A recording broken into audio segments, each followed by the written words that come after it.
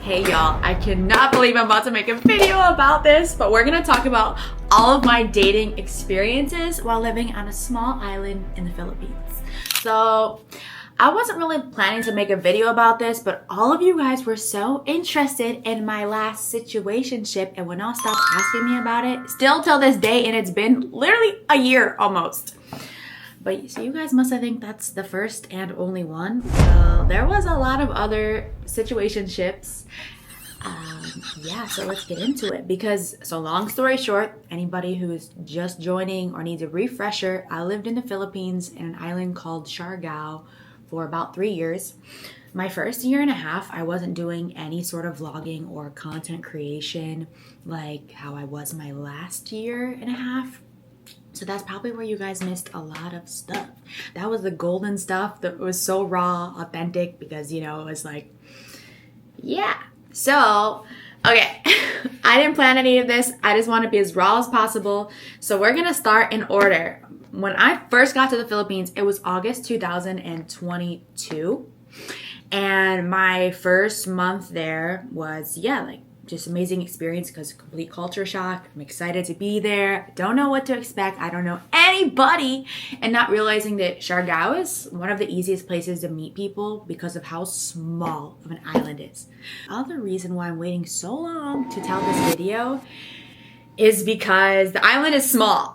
And when I was living there, everybody sees everybody and knows everything. So I didn't want to embarrass any of these boys. Yes, boys, not men. If I were to make a video about them, like while I'm living there. So yeah, let's get it. Now I'm not there, so shit, doesn't matter. Okay.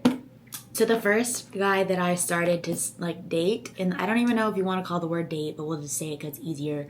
Was actually my mechanic. So when I first went there, I would drive like the moped for a month. Then I wanted to buy a bike because I knew I was going to stay there a long time.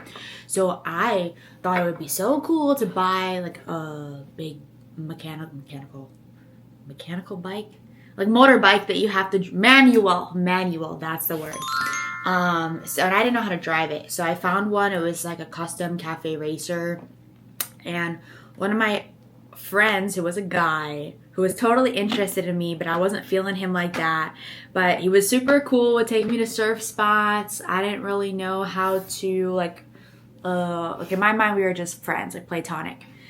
So he actually went with me to pick up the bike. He drove all the 45 minutes. We drove my scooter, and then when we got there, I bought the bike. He drove it back, and we went to this spot on a road where it's not as popular, so he could teach me. He did it for like 2 days for a couple hours. What's what I mean? The boys were so nice. Like, they would be so helpful, so caring. Like, I just saw this man drop hours of his day just to help me, and you know, like obviously he was into me. I realized that, but after, because I was like in denial. So then the problem though is he didn't really have his own motorbike. So then this motorbike became like our motorbike, meaning I couldn't really get rid of him. And I'm somebody who's very independent. And I don't mean to get rid of him, but I'm so independent and I'm used to being by myself. And mind you, I just got to the island. So I'm wanting to explore. I want to go out with just my girlfriend sometimes. But there was like, he was always just at my house 24/7 because he had my bike, and if I had if I had to go somewhere, like he's automatically going with me and stuff. So then it would just like, I don't know, I couldn't just be straight up about how I was like feeling kind of suffocated or just wanted some space. And I also felt obligated because I realized he was giving me so much of his time and help like with the bike. He would help me take it to the shop and like tell the mechanics what we needed to fix so I wasn't getting like effed over. So I did really appreciate it. And then I realized I kind of like built this obligation there. And I'm like, okay, well, you know, lesson learned, not to do that again. So anyways, eventually told them like how I felt, and we were just friends. But so then here I am back to square one about fixing the motorbikes by myself. So I went to the shop, you know, whatever day it was, by myself, and the mechanic who fixed my bike was the next guy that I started hanging out with. And I'll never forget, because I had to go to the bike shop all the time, and you drop your bike off and they do not drive you home. You have to walk, find a ride, or just sit there and wait. So I was about to like walk home. Luckily it was so close to where I was staying, like a couple minutes honestly, but he's like maybe 5 minutes walk. And he was like, okay, like, I'll drive you home. I'm like, okay. Like, so he dropped me off at my home and then came back to my house, like, to pick me up when it was done. Like, he would just knock on the door. I was like, oh, like, okay. And he's like, you want to go surfing? And I'm like, I don't really know the surf spots yet. Because he even mentioned it was like, because I thought the ones that I knew of were not like working and the waves were small, like whatever. He's like, yeah, like, I'll take you here. Like, let's go. Like, obviously we're going on my bike. So here comes, again, the bike situation where the bike is now ours. So he takes me to this surf spot about 30 minutes away I never saw before. It was so fun, but the waves were flat. So, like, we were just going to go check the waves, and we ended up just a little adventure, hanging out. And I don't know, after that, we just started hanging out. And again, same, because then he would tell me what my bike needed to fix. And his uncle owned the bike shop, so I knew he wasn't trying to, like, F me over. But then same situation where the bike basically became ours. So if he were to come drop off the bike at my house, now either I would have to drop him at home, which of course he was really good at getting around, you know, like just hanging out at my house or something. And nothing ever happens like what you're thinking. But then it would just turn into us, you know, obviously breakfast, lunch, and dinner, you have to eat. So we would end up eating together and cooking together. We would go to the market and he would cook everything. Like, that's how I learned how to cook kinilaw, tinola. We tried everything. And I remember he would buy the little salty, tiny little like fish and you put it in the rice. And that was the first time I tried that. And this man, he was the best guy that I ever dated. I guess the word there. He did everything for me. I like was kind of in denial about like what our relationship was because I was still, again, it was new. The problem is one day in the island is like 2 or 3 weeks in real life. So let alone a month, because everybody's available every day. People don't really work. Like, he would work as a mechanic for like 2 hours and then he would be free the rest of the day. So I would be coaching CrossFit at this time. So he would drop me off with my bike. And then after I was done, he would like, let me know when you're done. Like, did you eat? What would you like to eat? Love, love. All of them say that. After one day, even my guy friends, I'll get there later. There's so many. They would just be love, love. I'm like, love, love. We're friends. Like, we met yesterday. What are you talking about? Relationships to them are just really, really different. And this first boy was actually not from Siargao. He's from another island. So I don't mean this in a rude way, but this is kind of why I think it was like the best one, because the boys in the island I love them. They're my friends, but they have this very like island mentality, and they're all surfers, and we're constantly getting new groups of tourists every week and day. So they're used to seeing this party lifestyle. It's temporary. They come in, they have this girlfriend for 1 week that they taught surf lessons to, and they party every night. You will see them out at the bar every night. And I know, oh my gosh, this happened to me in the beginning once they didn't realize I was living there. All of them. Girlfriends, wives, kids, at least. Like, there was one I started dating. Didn't even know until like a couple weeks in that he had like 3 kids. And he's like, well, none of them live here. And this is not even the one you're thinking of. This is a different one. I think it was 2. He had 2 kids and he's like, well, they're not living here. You still have kids, you know what I mean? And whatever. They're basically playboys. They really are. And what their idea of a relationship is not what I consider a relationship. They say I love you after 1 day. All of them, promise. And then they're done. Like, they'll break up like this and they have a new girlfriend the next day. And if you're riding on a motorbike there on the back of a boy's motorbike, it means you're dating. So I have a lot of guy friends. Always have. I'm a very down-to-earth girl, and I don't get along with girls as easy as I would guys because I'm not really drama and whatever. So, so sometimes I'd be hanging out with some of my guy friends. In my mind, I thought was friends. Maybe I was being naive if they wanted more. Anyways, like if they were driving me to go surf or something like that. Example, this boy that we're talking about, literally after 1 day, everyone in the island where's your boyfriend? Where's your boyfriend? I'm like, what? He just dropped me off at my house. Like, what do you mean? We just met an hour ago. I thought it was an act of kindness. You know what I mean? But that's like the small things in the island that everybody sees. And so stupid. Anyways, so yeah, he would like pick me up from back to the mechanic. He would pick me up from when I was coaching and always have food cooked ready. I mean, obviously I was the one paying for it, but it was worth it considering how much he was doing for me and fix. And another thing with my bike, he wouldn't let me pay him. He would only buy the parts. He wouldn't let like pay the labor. So obviously it was like an exchange. But he would tell me, he literally would say that like he thanked God for me every day, and he was trying to help. This is before the ice cream, way before I started selling ice cream. He's like, we need to have you start a business here so you can stay here forever. He's like, I want you to stay here forever, because I wasn't really making money besides my coaching online. So like, and things in Siargao are kind of expensive compared to other parts of the Philippines.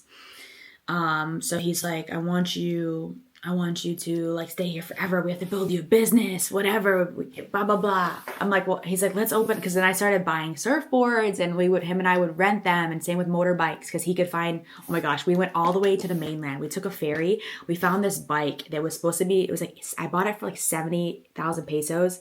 It was supposed to be able to sell it for like 150,000 pesos. So we literally went all the way to the city on this ferry and bought the motorbike, and obviously everything was in like his name, which sounds stupid, but it was okay.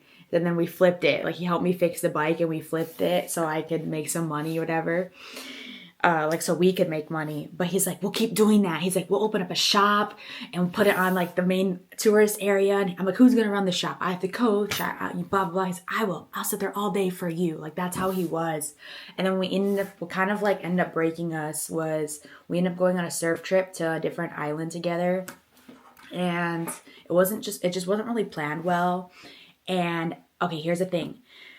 Like I said, one day is like 3 weeks in real life, meaning we started spending every second of every day together, and I felt trapped and I felt crazy. Like I felt like I was going crazy in a way where I went from single to married overnight. That's what it felt like to me. And again, instead of just communicating that, I started like crashing out in a way where I was like, holy, I need my space, dude. Like, can you let me breathe? The moment I wake up, and how many times the thing is like, we all have phones there, but those boys don't always have, like, you have to load your phone constantly with data.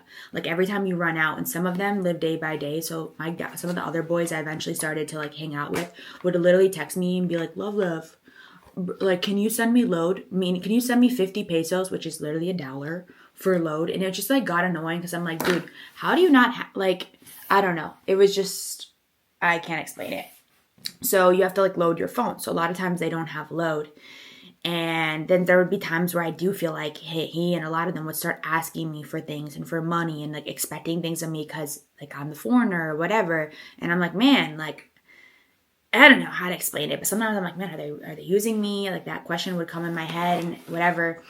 And whatever. So mind you, a lot of the girls who are foreigners, who date locals there, they're the ones paying for everything. I know girls till this day who pay for everything. And then I see what these boys are doing. I see them at the club, the bars, all the time. I see things, and I'm not one of those girls. Like, I'm not stupid. I'm not going to ever let a boy take advantage of me like that. And it's different. And if it's like a mutual thing, but you know what I'm trying to say. So those things would worry me, but this one wasn't like that when it comes to like the cheating anyway. But again, I just got there. I'm not really ready to just jump into a relationship after knowing somebody for a short time. Like, and I want to be able to miss you. You know what I mean? Like, oh, I haven't seen you in a couple days. I miss you. No, you see each other 24/7. And I'm telling you, he would just show up, and not just him, all of them. Just show up at my house. Back to the not having phone things. It's not even like a heads up. I'm doing yoga in my front yard, and he's banging on the door. I'm like, oh my God, I'm trying to sleep. And like never a second of just like, oh my gosh, you know what I mean? And we never had those conversations about the boundaries or like if it was allowed, if he's staying here or not. There would be times where he like wants to stay the night at my house, and I'm like, can I just have one night? Like, you know what I mean? We're not in a relationship yet. So we decided to do the surf trip together, and that was just like the icing on the cake of like suffocated. And since we spent literally all day together, it just like there was just some things that we saw that were not going to work out. Mind you, we had a big language barrier. Like all of them I did. So it was fun in the beginning to learn, but then I realized I can't have these deep conversations. Like I can't have a certain conversation to an extent of anything. You know, but this one was definitely different because again, he wasn't from the island. He did study a bit in Cebu, and he's done, you know, he's traveled a little bit around the Philippines, so he understands things differently. And I don't mean this in a bad way, but some of the boys in the island have never really left. So again, they surf, They drink my guy friends drank, like when I was on the dragon boat team, I had a rowing team. We would travel with the local boys every day, smoke, drink, sleep, surf, repeat every day. And they like always have new girls every day. And like, I see it, like they're like my brothers, some of them, you know what I mean? So I'm not judging, but it was like and again, people come and go. Everything is so temporary. So that's just like the lifestyle was normal for them. Imagine they see all of the foreigners doing that. So they probably think that's kind of like normal life. You know what I'm trying to say? And for me, I'm like, well, I'm living here and I want to work. I have goals. Like they would all try to tell me, oh, like, don't sell ice cream today. Oh, just cancel coaching. I'm like, it doesn't work like that. I have commitments. I have people expecting me at the bridge. You know, I have to do this. I have to coach this class. I committed to it. And they didn't understand that. So it got irritating. I'm like, where are the goals? Like, where can we have a brain stimulating conversation? It's not just drinking and tagay. Like at first I thought it was so cool. And then I'm like, all you're doing is drinking every day.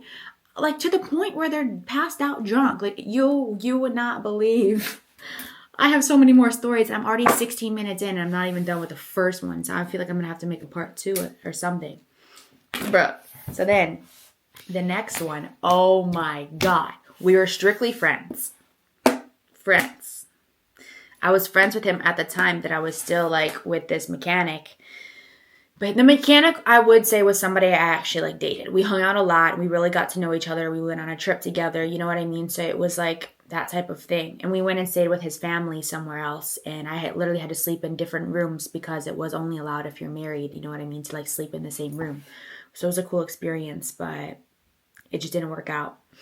And he actually left the island. So I didn't see him for like barely ever again, I don't think.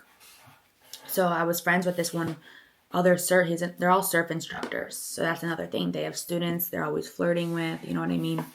Anyways, so there was this other boy that I was just strictly friends with. We would go surfing together and, you know, and then I kind of like obviously started to realize that he was starting to like me, but it was like a little mutual. Like I was into him, but again, still just like we're just getting to know each other. And then I broke my surfboard in half and he told me he could fix it. Like he fixes surfboards. So I ended up buying I gave him money. Like it wasn't a lot, but you know, it was a lot in the Philippines to fix my board. Well, he ordered the parts on Shopee, which is like Amazon, and it was all the wrong materials. So I had to buy it again. And he didn't even, every time I would ask him about it, he would be like, oh, it's coming on. Don't worry about it. Like, let's just drink. Let's just like, whatever. I'm just going to chill. I'm like, what? What's going on? And mind you, he did have a motorbike, but his was like super broken and never worked. So I always had to drive him everywhere and let him use my bike. And one day he told me that he was going to go look at new bikes. So he needed to borrow my bike to go look at bikes. And luckily I was working a tournament this day at the CrossFit. So it was like an all day thing. So I told him I was going to be done at 4. He dropped me off. It was like 7 a.m. 3 or 4 o'clock comes around. I don't hear from him. 5 o'clock. I don't hear from him. I had to have a friend drive me home. And then I don't know how I found out. I don't remember. But he basically went to the north. And I think he was like with other girls. He went up, did like a surf thing with other girls on my bike. And then finally dropped it off at I call him and he finally answered. I'm so pissed. And he drops off my bike and then he's mad at me. He's like, oh, you don't want to see me now? You don't want to go? Like, I want to go eat here. Like, let's go eat. And who's going to pay for it? Obvious. Like, he wants me to pay for the food too. And I'm like, bro, it's not even clocking to you. Like, he didn't even understand why I was mad. And then he tried to make me feel like the bad guy. And then he ended up getting food like by himself. And he's like, oh, like, I'm sad. Like, I'm here eating alone because like you didn't want to be with. I'm like, bro, you just used my bike to pick up other girls and lied about it. Like, it was like, that's what I had to deal with. And then he's supposed to be fixing my board. Never got the money back. Never fixed my board. So I'm like, this point, like, we don't like each other. Like, I don't like him. Like, I'm like, we don't even have a good relationship friend wise. So I had to go to his house and even had my dog. Long story short, but I couldn't really take care of this dog by myself because I wasn't home. So he was supposed to help me take care of my dog and he wouldn't really take care of her. He just like left her at his, you know how sometimes dogs are there. So my dog is like at his house. So it's hard for me to ever want to see my dog.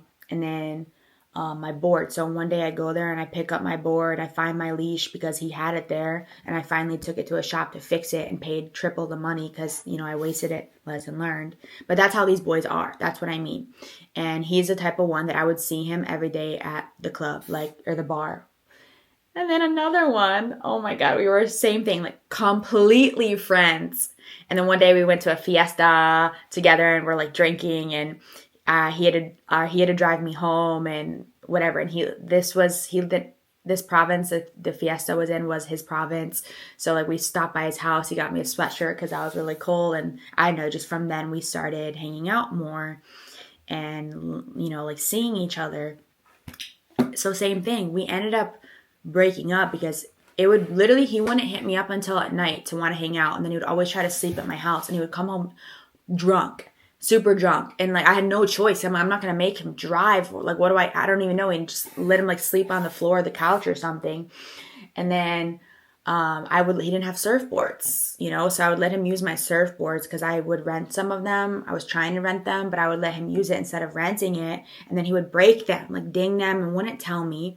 So somehow he ended up with 2 of my boards instead of 1. And then at this point we're completely broken up because he was literally same situation as the other one. Always with other girls, just trying to come over to sleep at my house late at night. And I didn't want that, obviously, but I can't explain how it would just work or how that's what he would be trying to say. Like, I'm going to come. No, you're not. Like, no. Give me my boards back and like we're done. And he wouldn't give me my boards back. So I knew his older brother who I was close with, and him and his brother weren't really close. So I could never find him. And anytime I saw him, he would run away from me. So I was trying to get my boards back, right?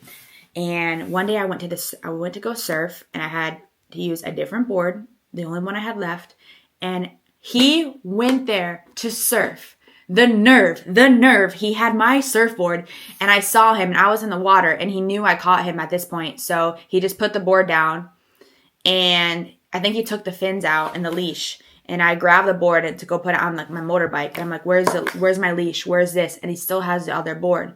So he's like swearing at me, cussing me out. I'm like, where's the other board? Like, can I at least have the other board? You're lying. It's my board. I want it back, please. Like, he's like swearing at me, blah, blah, blah. I don't even know what he said. He's like in the shop. So I'm like, okay, maybe he's fixing the board, right? No. So I go back towards like General Luna because we were kind of far away. And I pass Cloud 9 where all the surfers hang out to try to get students. I see his brother. So I stop. I pull up. I ask him if he knows anything. He's like, dude, my brother needs to be taught a lesson. I'll give you because I also had to file a police report because he wouldn't give the boards back. And everybody told me to like, go to the police and file it. Because again, it's a small island. Everybody knows everybody. So I would go to the servers and be like, yo, if you see this man, like, I'm not going to say his name, obviously. But if you see him, tell me. You know what I mean? And so that's what they would do. So his brother gave me his address. That way I could file a police report. And so when I left, I stopped to see his brother. And when I left, thank God I stopped because it cost me an extra 10 minutes. I ended up passing him on the motorbike. So I pulled up and his friend was driving. So his friend stopped. So we're driving like this and he's on the back of his friend's bike. And I'm like, dude, where's the other board? You know what I mean? Oh, it was hilarious. And he's like, I'm going to follow you and you're going to show me where the board is. So in Cloud 9, where all the surfers, like surf instructors are, and you can surf there, like they have many racks of boards. So my board was in one of the racks, freaking all dinged up. It was so, not broken in half, but it was so dinged. So I had to pay to fix it. At least I got the board. That's all that mattered. And yeah, so that was another one. And then I'm going to skip some other ones. I know it sounds like a lot, but these were some of them last. Oh my God, I almost forgot one of the most important ones because this was my 3rd month-ish because I arrived August and we started seeing each other in December because we met at a Filipino Christmas party for the surfers at Cloud 9. They had a Christmas party. And you know how Christmas parties in the Philippines are? They play really fun games, like dancing things, and there's like a fun interactive games, and some of them will be a little bit, I don't know, like sexual. There's one where you usually have to put a little tiny lime, calamansi, on your head between a girl and a guy, and you have to like walk like this, so obviously you almost end up kind of like kissing. So we met that night, and he lived far in another province, didn't have a motorbike, but this province it was a popular surf spot only in rainy season, because the way the wind direction or something, the waves would be working only in those like Christmas time. So he invited me to come. He's like, come stay. There's a Christmas party. Come. If you drink, you can stay at my house. It's not only him. I'm staying with his whole family. So it's not that type of what you're thinking. And so I don't know. I decided to go. So I'm in a province far away from tourist area. I'm the only like foreigner. It was the most authentic experience. You have, in their little basketball courts, the Christmas party, everyone's like, there where they literally have a disco. And if you don't know how Filipino discos work in the provinces, like they literally will play a song of budot. So everyone gets up, starts dancing. And it'll be like 2 minutes long, minute long. Then when it's done, they have to wait for a donation for another song to play and or they'll call up these little activities of games. It's so funny. And they're not for only little kids. Old people join, young, like every age group joins. So it's so fun. Everyone's obviously drinking Red Horse or Tanduay. So I stayed the night at his house, and then literally I don't know if it was this day or another time that I ended up staying a few days in a row because there was a really bad storm. So my classes were canceled for coaching, and it was unsafe for me to drive. And there's no service there, nothing, just surf, hang out. And this times I think the waves were too rough because it's raining, so we couldn't even surf. So we're just hanging out, and they live on freaking stilts. They sleep on the floor. Only shower was like the puso, and not even covered outside. So if you were to shower out with the puso, you couldn't even be fully naked because you're outside. So it was just that was my first 3 months. I got to experience that. And just living so minimally, but they're all so happy, and sometimes I would just literally buy a chicken, and his mom would cook it, make tinola, and that was all of our dinner. And at his house, there would just be every day, 5 to 20 family members, neighbors, friends, just at his house. He wouldn't even be home sometimes. I would go there. Like, we only were together for 3 weeks, and I'll tell you why in a second. But I would go, he wouldn't answer his phone. So I would just have to drive all the way there to see him, or to see his family would just invite me in. I would hang out with his brothers. But this one, they barely spoke English. Barely. So this is how I was so motivated to learn. Some of his friends spoke good English. Some of them didn't. Anyways, so I would just drive up there. We'd all hang out. And at his house, over the water on the little stilts, just everyone's in their hammocks. Uncle's here. But we would wake up like 5, 6 a.m. and they're all drinking tagay outside. I'm like, what is this? Like his uncles, his grandpa, his lolo, like they're all drinking all day, every day, because there's nothing else to do. So like it started to get obviously very unattractive to me, because at first I thought it was only like, oh, it's for Christmas, okay. And then I saw, okay, y'all, don't hate me, but I actually have to go to work right now. I got a job. We'll talk about that in another video. And my camera died, so I'm gonna have to do part 2 so I can go in more depth and finish off the other boys. So see ya.